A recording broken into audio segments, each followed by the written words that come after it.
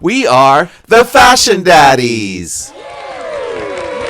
Well, hello, Fashion Daddy Nick. Hello, Fashion Daddy David. How are we today? We're feeling spiffy, as you can tell. Wearing full-on double-breastedness in the house. In the house.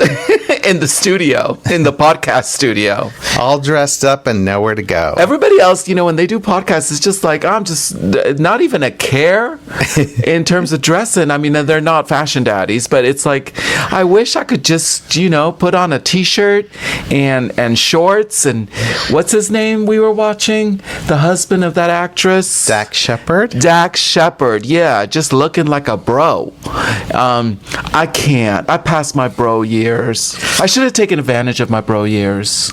You did. Yeah, I think I did. Have you seen what you wore on Project Runway? Oh, that's true. I did take advantage of my bro years. Okay, these are my spiffy years. Yes, okay. Yes. This is you now. The 2026 version of Nick Varios. I even wear this when I garden. Not quite. Not quite. What are we discussing today? Today's exciting. Why? Because we are going to combine two of my loves. You mean figure skating and Real Housewives shows? No. Oh, no. We are going to talk about musical theater and fashion. Oh, okay. Okay. Oh, I did forget about the musical theater part. Yes. The fashion part is understood. Yes. Okay. I was a musical theater major in Theater. college. You have to pronounce it right. Musical theater major. Thank you. So I'm well versed in the world of musical theater. So it was exciting. So Wicked, one wonderful concert. It just happened. It just aired. It did just air on Peacock. Yeah. And it was really good. Yeah, it was. It actually was. And, we, of course, we love Wicked. We're not like super, super duper fans, like some people, but we love it. And in fact, it was really neat, if I could say neat, that we had a Wicked premise for one of the episodes, one of the challenges on Project Runway in this last season. Yeah. So it makes us feel even closer to it because we talked about it a little bit on our Fashion Daddies Instagram Podgram.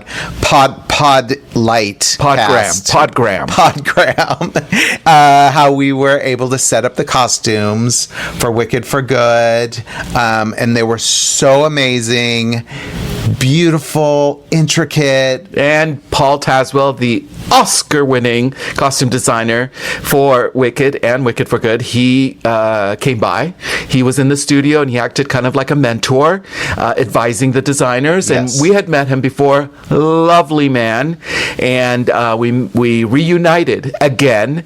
So it was neat. It was great. Yeah. But again, just like David said, those costumes are stupendous and just beautiful. And we had the glorious chance of seeing them in the boxed crates and being ooh ah, and then having them been taken out to show for the designers. It was a concert that was mainly focused, of course, on Ariana Grande and Cynthia Erivo, the stars, the primary stars of the movie. Yes, and so it was focused in a very live setting, concert setting. Right. So they wore all sorts of fantastic garments. Yeah, fantastic garment. Now, a little background on the actual show. It just aired on Peacock, but it was actually taped at the Dolby Studio on September 24th. Okay. And Inside Dish. No, you could have Googled it too. But while most of the sequences were filmed just once, a lot of them were done twice. As we know, we work in production on Project Runway. Sometimes we film the runway sequence twice, just for good measure. I don't think I'm giving too much Inside Dish. No. It's for production. And so some of the numbers, including Defying Gravity and The Wizard and I, were done twice just to make sure they had a clean version, as well as one of Daddy David's favorite super gay numbers, Happy Days Are Here Again, Get Happy. That was done twice, not for technical reasons, but because the stars asked to do it once more. That's amazing. Do you know how long the whole taping took? Can you guess? Guess. I would say the whole thing took 4 hours. Shut up! I was right? You were correct. Yeah. Ding, ding, ding. 4 hours. You've been working in production. Yeah. Yeah. And you know that audience, well, they probably, you're usually told, when we invite people to the Project Runway finale show, we're like, you better eat. Yeah. Because you're in for the long run. Sit tight. Yeah. You're not going to get chips. So sit tight. And so I'm sure they knew, and they didn't care. They're wicked fans. So Oh my gosh. They're uber fans. Uber fans. Yeah. They probably would have sat there all night if they could. And imagine having to see an encore of Cynthia Erivo singing Defying Gravity. I know. Like not just once, but twice. So I'm sure they were like, oh. Yeah, amazing. Okay, let's get to the fashion. What I was saying is that not to top Paul Tazwell, but to go right along with his amazing abilities, there were the 2 stylists. One for Ariana Grande, which was La Roach. The La Roach. Project Runway. Judge. And the other for Diva. Cynthia Erivo was Jason Bolden. And they both did a wonderful job. So we're going to go through the looks that they wore because they were so amazing. Yeah. And La Roach was very much focused, and along with Ariana Grande, I'm sure, but I know he does this along with Zendaya, vintage. Yes. Loves vintage fashion. So all of her looks were vintage. Yeah. Not all of them, no. but a good handful of them. Which I think is great. I mean, for so many reasons. You're upcycling, recycling, and also, I think more importantly, which I think this is part of their mindset of both La Roach and Ariana Grande, is paying homage to the real Old Hollywood. Yeah. When you say a lot of these things, they always say, oh, that's Old Hollywood glamour, or it's very Old Hollywood, but it's not. We say it with our gowns, that are from now, but when you see some of these dresses, these designs that La Roach is picking with Ariana Grande, they are actually Old Hollywood glamour. So speaking of, the first one that Ariana Grande wore was, you have that one. Oh, okay, I have it, and I have my notes. She basically came down from the bubble, a form of the bubble. Yes. And so, of course, we know of Glinda in the bubble and her bubble gown, but this time she came out in a Bob Mackie dress, which was from fall 1997. Not only was he a costume designer, he also did actual collections, fashion collections, and this is from fall 1997 collection. Now, he described the gown on the internets, on Instagram, as a white, strapless silk and multi-layered ball gown, but in fact, when you watch it on the screen, it looked champagne. Yeah. It had a champagne color, but it did feature gold crystal embroideries and jewels and beads. It was very beautiful, elaborate, strapless with a sweetheart neckline and a full kind of ball gown. And I believe it was actually T-length for the model who wore it. But of course, on little petite Ariana Grande, that means it goes to the floor, no matter how high them heels are. Yeah. And it actually came from Tab Vintage, which is a designer vintage studio in Los Angeles by appointment only. So that shows you how much they, especially La Roach's team and La Roach's shopping to find the right thing, the right couture out there in the world, and especially in Los Angeles. Oh, I'm sure he has his tentacles everywhere. He knows everything. And Bob Mackie, of course, iconic. And we have loved Bob Mackie since the beginning because we're fashion daddy grandpas. Just say we're old gays. Just say it. He doesn't want to say it. Like he thinks his mom will be embarrassed. Just say it. I'll say it. We're old gays, okay? We are. And, when you always see Bob Mackie, you think of the new dress. You think of a Kim Kardashian recycling one of his old, new dresses, or another singer, Miley Cyrus, the new dress. But I love that this was not that. Yeah. You know, this was like a Grace Kelly Hollywood Glamour gown, but it wasn't the atypical Bob Mackie nude dress. Yeah, and I won't say that Bob Mackie's collections weren't embraced, but I don't think that they were the top of what people were looking at in fashion when he was doing those collections, those runway shows. No. He was there, Yeah. but he wasn't at the pinnacle. And so it's so nice to see all these dresses just getting all the applause and all the celebration that they should get. Yeah, they're getting their moment, their bouquets. Because like you said, back in the day, it was probably thought of, if he did collections, it was more like, after 5. Yes. And sometimes a lot of people, they look down on that. We did it because we did after 5 gowns. And so sometimes like, oh, bless your heart. Yeah.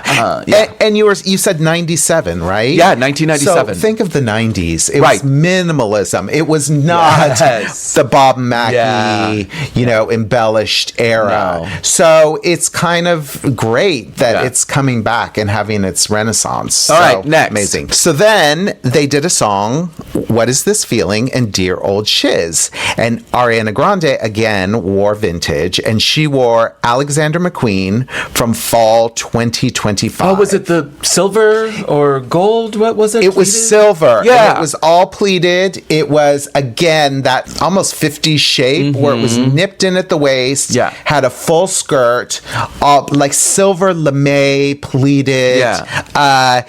So many people think of Alexander McQueen as almost not avant-garde, but he certainly was edgy. He had an edge to him. He had an edge. And you also, when you think of McQueen, you think of more structure.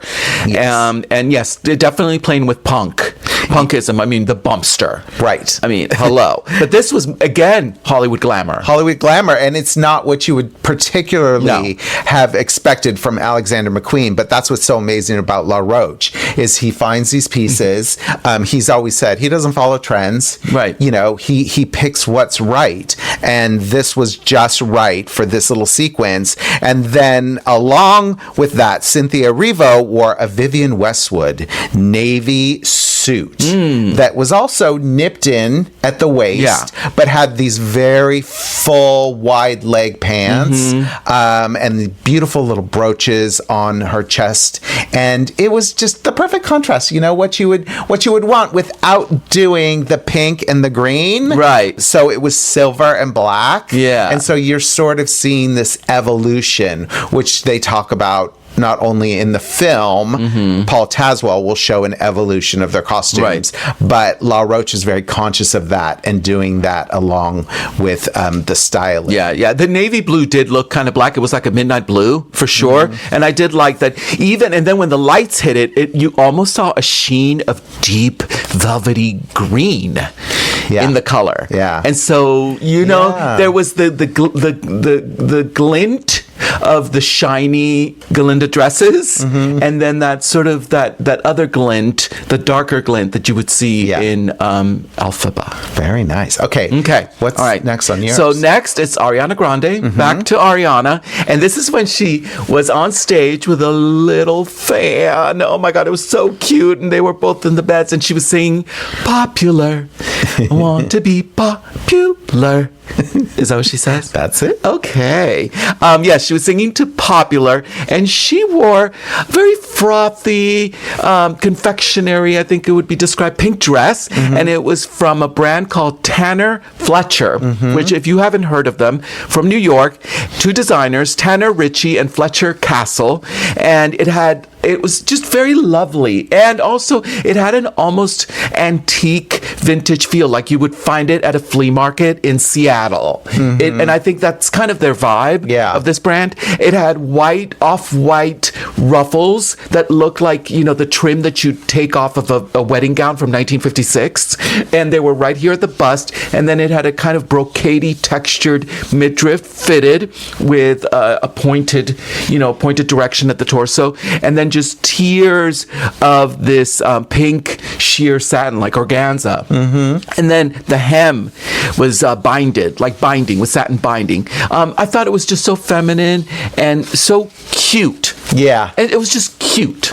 Yeah. I had never heard of that brand before this. Yeah. Neither had I. And I will confess that I was looking at some of the pictures before we actually watched the concert, just to get prepared and do some research, which was good, because then when we watched it, we kind of knew what was coming. We did watch the concert. We did. Oh, it was amazing. So if you are in any way interested in musical theater, I suggest watching this. Yeah. It was so good. Totally. But I also like that had sort of almost a lingerie bedtime, because they perform on beds. Oh, yeah, that's right. So at first when I saw the picture, I was like, I don't know if I love this one. It's fine. I just didn't. When you saw like the runway picture, you mean? No, or her in the picture? Saw her in the picture. Yeah. I was looking at the pictures before I watched. And you got to go look at the runway though, because it first of all, the model is carrying a lamp and she's got just, kind of messy hair,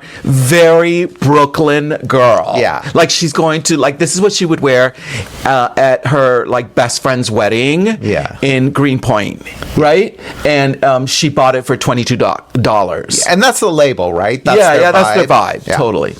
Yeah. No, so it was great. It worked. Yeah. Fit perfectly. All right. You're up. Okay. I don't know if I'm going in order, but what I have next. Who cares? Is, Nick. What? This was one of my favorites.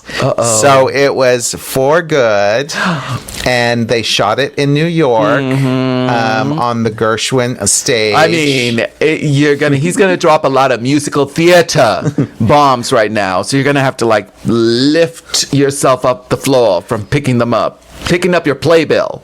So Stephen Schwartz was playing. He's the composer. They're playing the piano, and it was the song For Good with Ariana and Cynthia, and then in comes Idina Menzel and Kristen Chenoweth, who everybody knows were the original OGs, the originals, Glinda and Elphaba in the Broadway production. So to have all four of them sing, it was one of those. And you saw this was shot without the audience, right? But if the audience was there, because the audience was so fun to watch. Yeah, they were. They were just like they didn't need much to like just bawl. But speaking of bawling, can I tell our viewers, listeners, that after they sang, all four of them, I turned to Daddy David, and he had a tear in his eye. He was doing this. I was like, girl. It was cute. It was good. I know. Okay, so this was one of my favorites that Ariana Grande wore, and it was another label that I hadn't really heard of, and it was Sophie Couture. And so Sophie Couture is a couture label founded by Gunel Babayeva, and she's an Azerbaijani fashion designer, and it's based out of Dubai. Okay. Yes. And it was described. Why do you give me the international because you're phraseology? You're better at it. Okay. So in Vogue, they described it as this. Swirling sculptural pink gown. It was described as blush perfection in motion. Okay. Layers of pleated tulle cascade into sculptural waves, blending modern minimalism with timeless couture artistry. Sounds like a press statement. It's called the Pink Jellyfish. It did look like a jellyfish, Yes, and it retails for $4,000. $4,000. And on the runway, there's a gorgeous, it looks like a lookbook photo. Yeah. And it's a gorgeous photo. And it has a hoop skirt underneath. So it really shows that it can be quite a full gown. Yeah. But smartly again, for Ariana, because of her petite size, they removed the hoop skirt and they just let it fall. And to me, it almost gave even more of a jellyfish sort of oceanic vibe that it could kind of swirl around her. It was perfect. So perfect. And then to counterbalance, of course, Cynthia Erivo wore a black velvet Mugler. Okay, and it was like a corset jacket. Yeah. So it was a jacket, but it was very tight, had a corset bodice. I think it hooked in the front. It zipped up. Oh, it zipped up. I'm pretty sure it zipped up the front. Okay. And then looked like a gown because it was black velvet from afar. Yeah. But it was really two pieces, and it was a straight velvet skirt with a side slit. And so it was perfect. She's so tiny and just straight, and it was just a perfect silhouette. Right. And then in came the two divas, Adina and Kristen, and I do not know what they're wearing. I'm sorry, but they did wear white.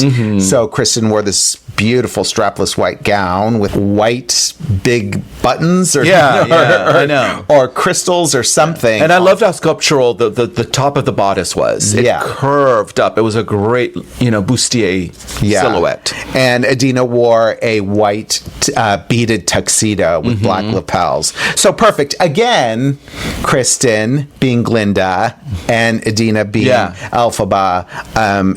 It worked perfectly. It was my favorite, one of my favorites. I know. I could tell by the tear in your eye.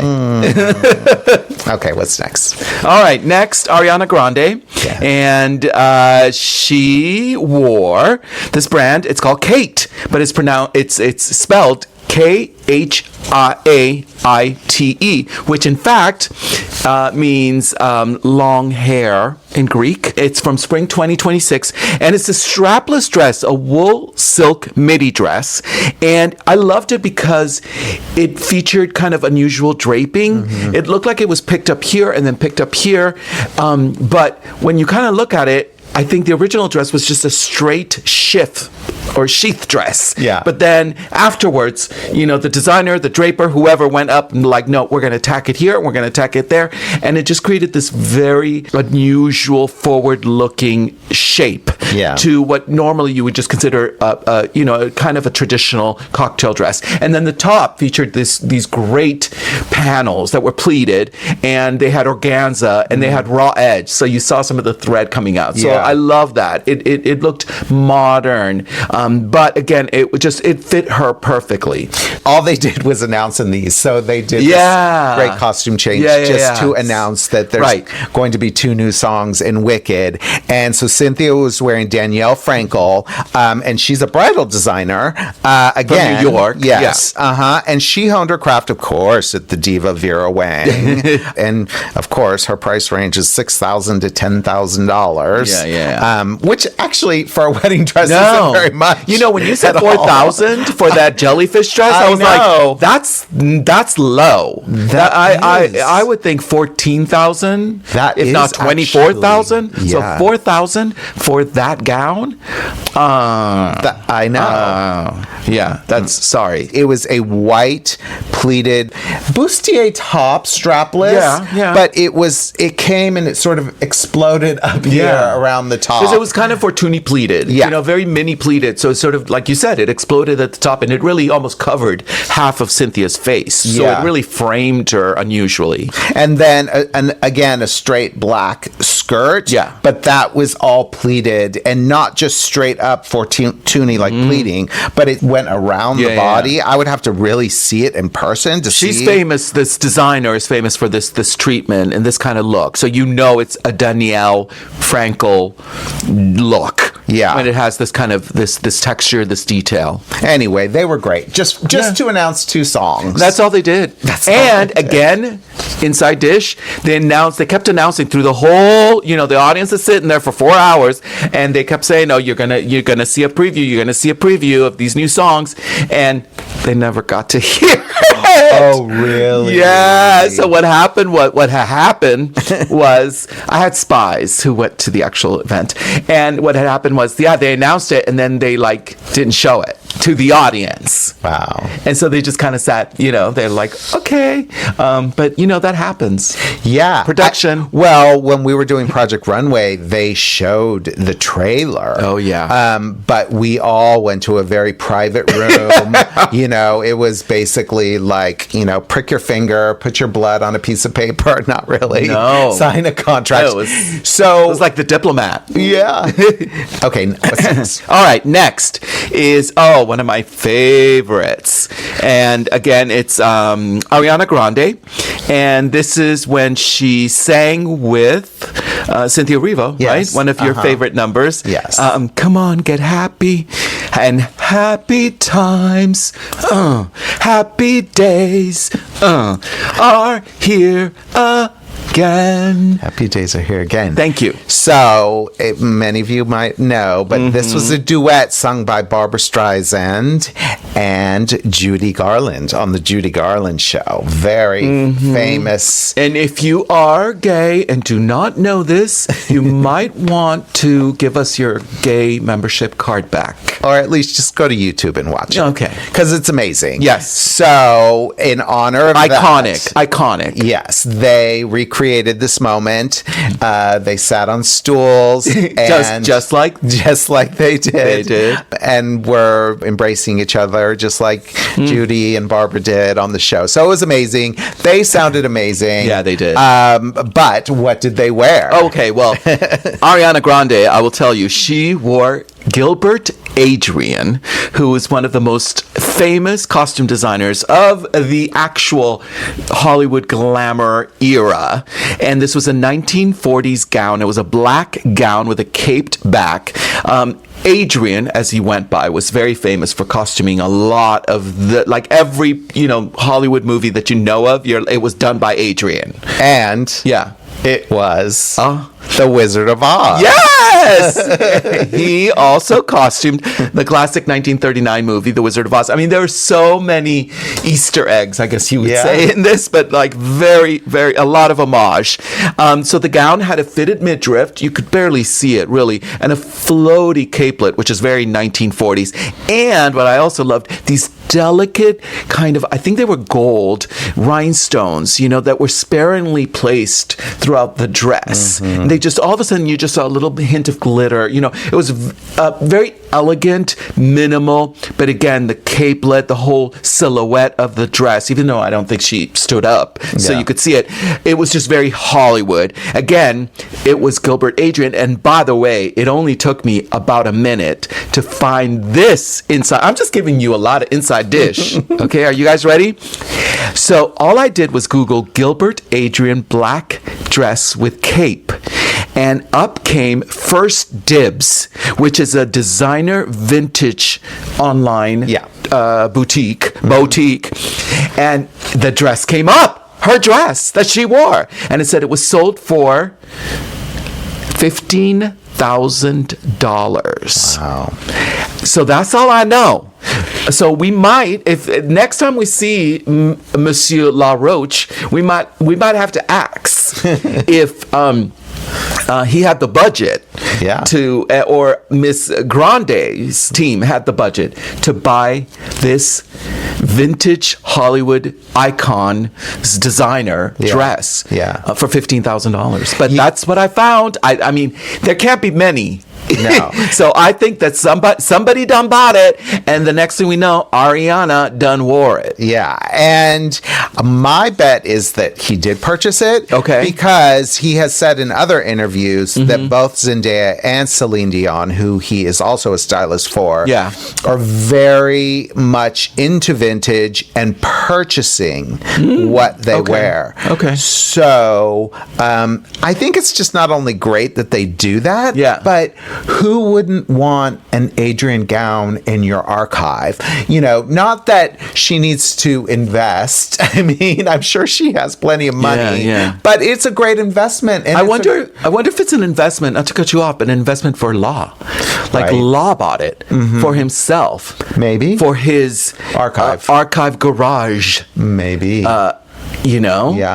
Because it was so important, right? And again, the fact that this was the actual costume designer for The Wizard of Oz, I don't think there were any ifs, ands, or buts about her having to wear this dress, for this show, which then Judy Garland, how many years ago, sang this song? I can't. It's know. So many full circles in there. So that's what he's so great at. He got his platinum Amex out. Yes. Okay, well then sitting alongside Ariana in that Adrian gown was Cynthia, who wore a modern Marnie gown.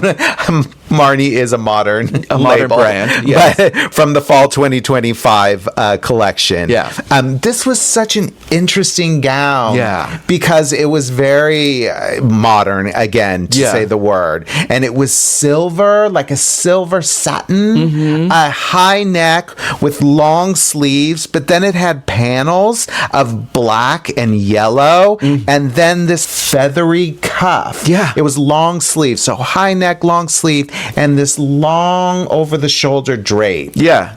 It was like a tie. I think it wrapped around her neck, and then she just put it to the end. To me, it looked like a 1930s bias cut dress. Yes. Like I could see Claudette Colbert or one of those actresses slither down the stairs in black and white wearing this dress. But what made it modern is all the different fabrics that were included. It wasn't just this gunmetal satin that you would see in a 1930s gown, but then there was other stuff. The yellow looked like a twill, and it was pleated, and I believe must have been velvet or something else. I mean, that to me is what made it modern. But when you looked at the silhouette, I'm sorry, but it looked like straight out of a 1930s film. Yeah. And there is a picture of them walking away. So you did get to see more of it, but they were sitting the whole time, so sadly you didn't get to see the full thing, but gorgeous. Yeah, it's a gorgeous dress. Gorgeous dress. What's next? Okay, she wore this, well, I call it the Emerald City gown, and I think the designer called it that as well, and it's green and pink, so it's this gown, and it was by Indian designer Rahul Mishra, and it was custom made. And it was a collaboration between the designer Ariana Grande and, of course, La Roach and his team. And the whole, if you look at this dress, first of all, there's a bustier, and it's all hand beaded, jeweled in emerald green, and it looked like the emerald green, the Emerald City. It had the silhouette of the skyscrapers and everything. It was just stunning. It was a work of art. And then after that, it was attached to this full gathered bubble skirt that also had sequins, and that was in pink. All the handwork in this couture gown, featuring thousands of emerald sequins, glass beads, and metallic thread. I can't even speak. I am telling you. It says each glimmering surface transforms fabric into architecture, weaving together the luminous geometry of imagination. You know, I can't write these kind of things. Yes, I'm telling you. I just think it was a work of couture art. And again, she only wore this to present. Yeah. She didn't even sing in it, but it got its moment, and it was beautiful. But a lot of work to stand there for just a couple minutes. If La Roach allegedly paid $15,000 to First Dibs to get that Gilbert Adrian, I wonder how much he paid Rahul Mishra to create this work of art, all that handwork, for just that moment. Yeah. She's just standing there and she's like, "Hey, y'all." Well, I would assume usually they don't get paid from our experience. You know what? Another podcast. You do it for publicity. I'm sure he was thrilled. That's a whole other podcast. Okay, I got Ariana Grande again. Okay.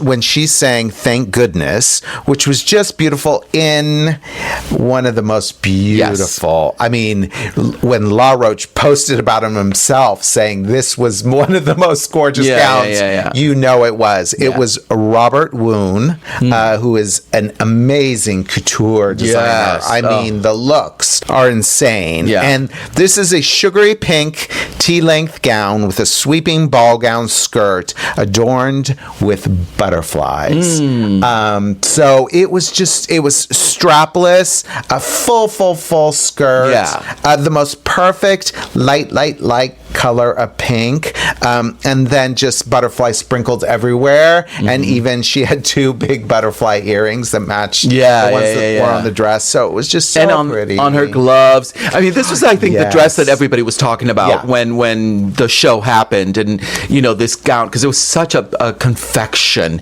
And what I also loved about is the technical mastery of it all, because if you look at the gown, there are all these panels, and they come to a point like a godets. So they were godets placed in there to create this full shape. It wasn't just what you would typically do as a pattern maker or a draper to create this full ball gown shape. So I love that. I always say, please don't give me page 464 from the pattern book. Like, think out of the box, you know? Yeah. And so you could see that in the gown. And the fabric. The fabric was double layered wool. Crepe, like a silk wool, I believe. So it was like double layer. You could see it. It's something that you'd normally see on a camel wool coat. But it was turned into a gown. It was gorgeous. It was gorgeous. Okay, next. All right. So this is Cynthia Erivo. And so this we went from pink and pretty to now gothic. And she sang to I'm Not That Girl. And she wore this stunning McQueen Fall 2025. So this isn't vintage. This isn't the OG Alexander McQueen, but it's Fall 2025 McQueen.